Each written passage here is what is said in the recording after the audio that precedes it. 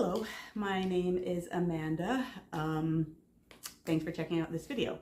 If you're obviously, you read the title, you know why you're here, and you know what I'm about to start talking about. Brief intro. I've been posting videos here on YouTube for a while. I don't know, maybe like 9 years or so.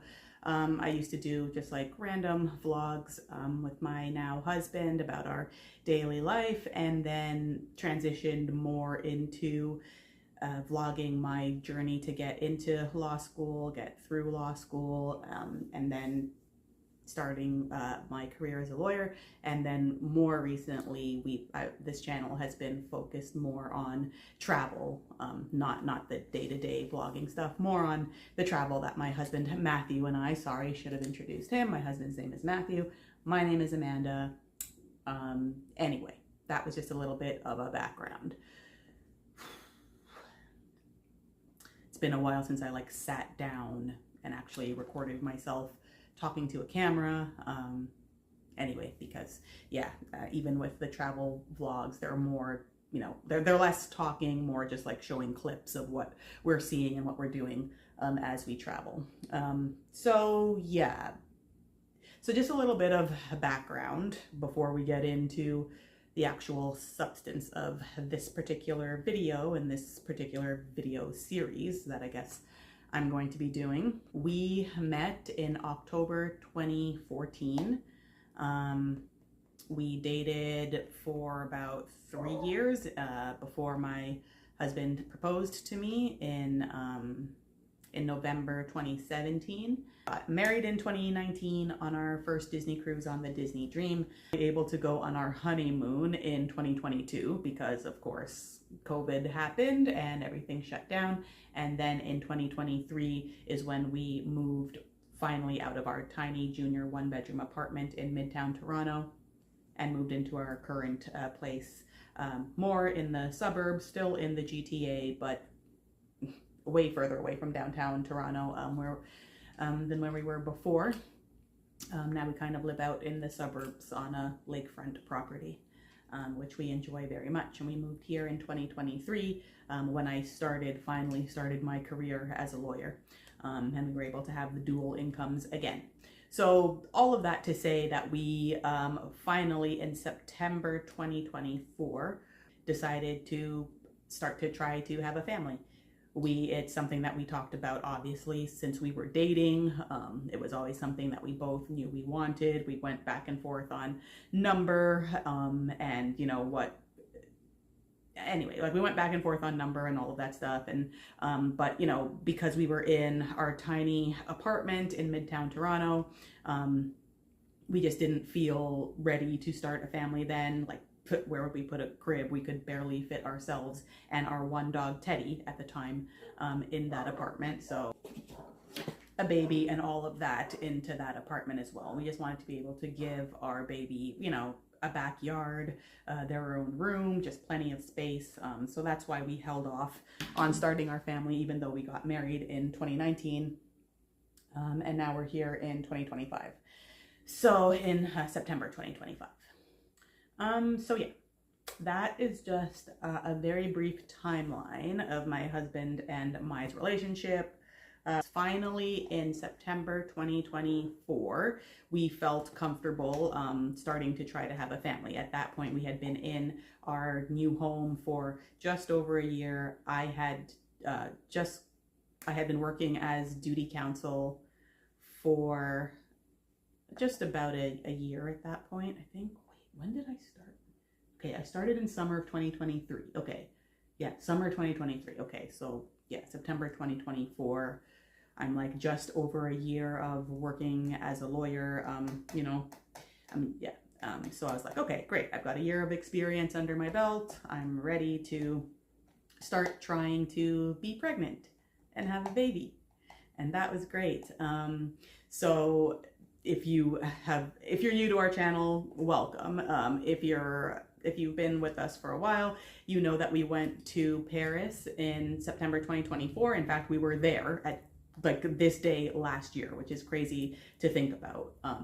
but yeah, we went to Paris. We did a Paris/Munich trip, and that was supposed to be like our last hurrah, you know, as a couple. We had done a few different trips before then, like the more notable ones were kind of, you know, the 3 Disney cruises that we had been on. We got married on our first one on the Disney Dream in 2019. Then we finally went on our honeymoon on the Disney Fantasy in 2022, and then we in 2023, to celebrate, you know, me getting through law school, finally being done with all of that, we went on our 3rd Disney cruise, which was through the Mediterranean, which I also shared on this channel. So I've shared each of those trips, which is why I brought them up. Anyway, yeah. So what was I saying? Okay, yes. So sorry, I'm all over the place, God. I stopped taking my birth control pills. I had been on 90-day cycle birth control pills since before Matthew and I met each other in 2014. So I've been on them for quite some time. I finally got off of them because, yes, like I said, Matthew and I were ready to start trying to start our family. Last birth control pill, and I'm just looking at my timeline here on my phone, was on September 7th, 2024. So when I took my last birth control pill, and then we traveled to Paris and Munich in later September, through September, yeah, through later September.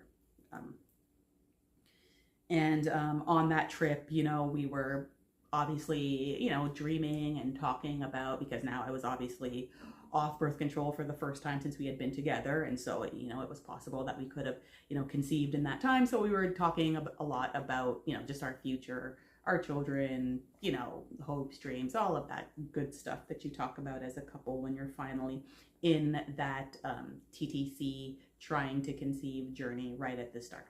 So their trip to Vancouver in October to visit my sister and her now fiance, and so everything was really more settled in November. But November 2024,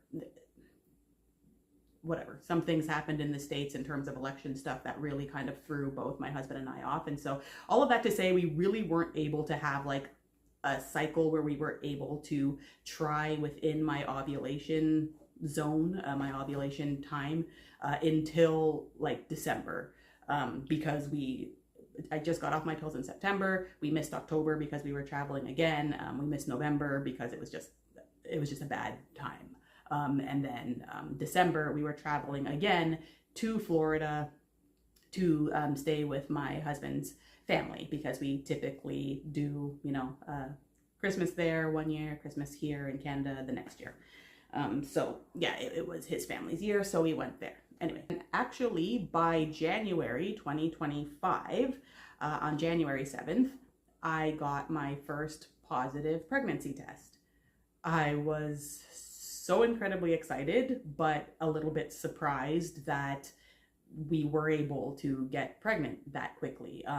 You know, of course, that was my wish and my hope, but, you know, I knew realistically speaking, given the fact that my husband and I are both in our 30s, that it would, you know, take a few more tries than that it might take a year or more. But we were actually successful and got pregnant, I guess sometime in late December, while we were traveling in Florida. And then, yes, I took my very first pregnancy test on January 7th, 2025. And I took one in the morning, which was one of those 2 lines on the clear blue test, one of the 2 lines where it's going to be like a cross, you know, if you see it. And the second line was very faint, so I took another test in the afternoon, which was a digital readout that actually read not pregnant. The test in the morning was like a very faint 2-line test. Second test says not pregnant, so I'm like, okay, maybe I'm actually not. So I retested again January 8th, 2025, the next day in the morning, and got a second with a digital readout again, which said pregnant 1 to 2 weeks, I believe. So yeah, that was a very exciting time. And yellow as well, but yeah. I just think those are nicer.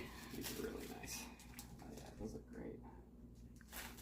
So cool. And what a neat way to be able to customize your console. Yep. Are the other things in there? The Yes.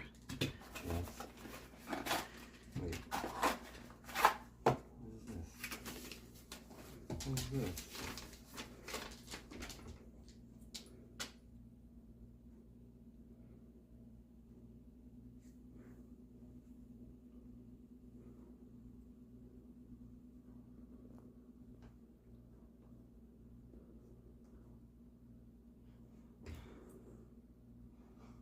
Really?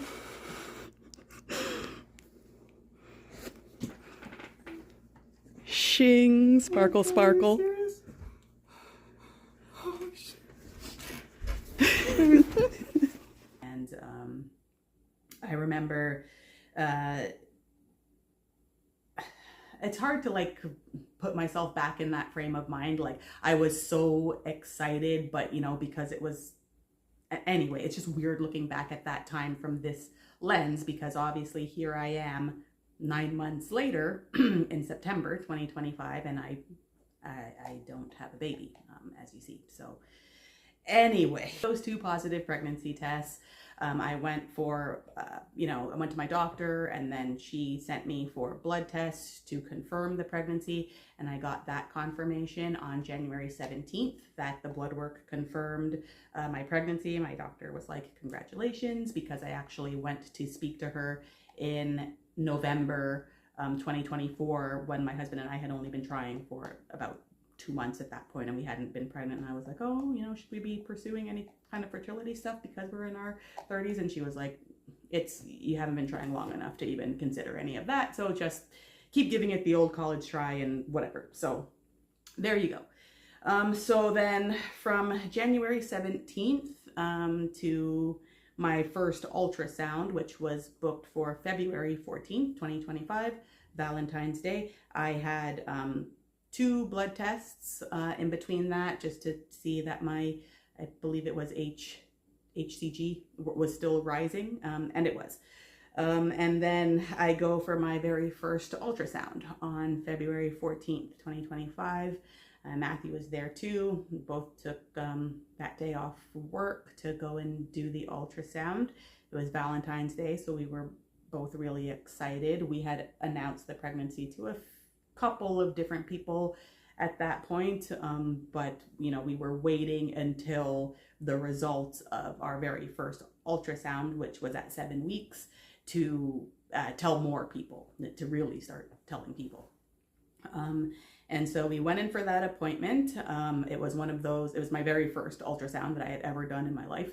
So I was very nervous, and I had to go in with a full bladder, which was very uncomfortable because I took them seriously and went in with a very full bladder. So by the time I was getting, undressed for the appointment and putting on the gown, I was just just bursting, twisting my legs together, just being like, oh my God, how am I gonna do this? And so they start the procedure. The tech starts the procedure. It was a student, and the other tech asked me if it was okay that it's a student. She's going to monitor everything that the student does. And I'm like, yeah, that's fine. So that happens, and they actually had to stop halfway. Okay, they actually had to stop halfway through so I could go to the bathroom and then get back on the table. I thought I'd kind of ruined it, because I was like, oh, well, now my bladder's not full. Are they going to be able to see anything? I really want to hear the heartbeat and see the baby. One thing that actually surprised me about this whole process was that my husband was not allowed in the ultrasound room with me. I thought it would be my choice to have somebody in the room or not, but the nurses actually said, no, he's not allowed in the room. If we need to have him in the room, then we'll call him in, which I'm not sure what they meant by that really either. Anyway, but he just wasn't allowed in, so I had to be in by myself, and I didn't see anything on the screen. The tech kept the screen completely turned away from me, so I couldn't see anything. And so I'm laying there, and I can just tell the way that the tech is moving the wand on my stomach, on my abdomen. I don't know, I could just tell something was weird, just by her face, just by the silence, just by the pressure. It seemed like she was really trying hard to see whatever it was she was trying to see, and just wasn't seeing it. And so the other tech, who wasn't the student, stepped in, took over the wand thing and was doing the same thing. I can hear them, moving it, click, click, click, taking the pictures, taking measurements or something, moving it, pressing down really hard. The whole time they're kind of asking me like, oh, when was your last period? Are you sure you haven't had any spotting or cramping or anything like this? And I hadn't had any cramping or spotting. I had barely had morning sickness at this point, and I was 7 weeks in, which is a red flag for early miscarriages, which I now know.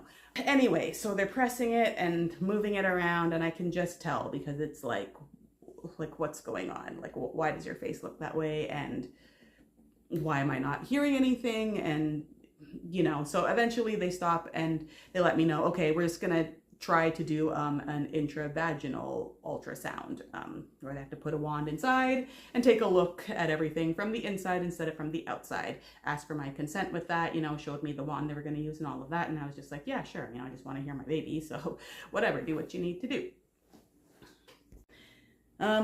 They just basically let me know after everything, like, okay, they're not allowed to give any test results. There's signs throughout the room that say this. There's also no recording allowed in the room, anything like that. So they just said, okay, your doctor's going to give you a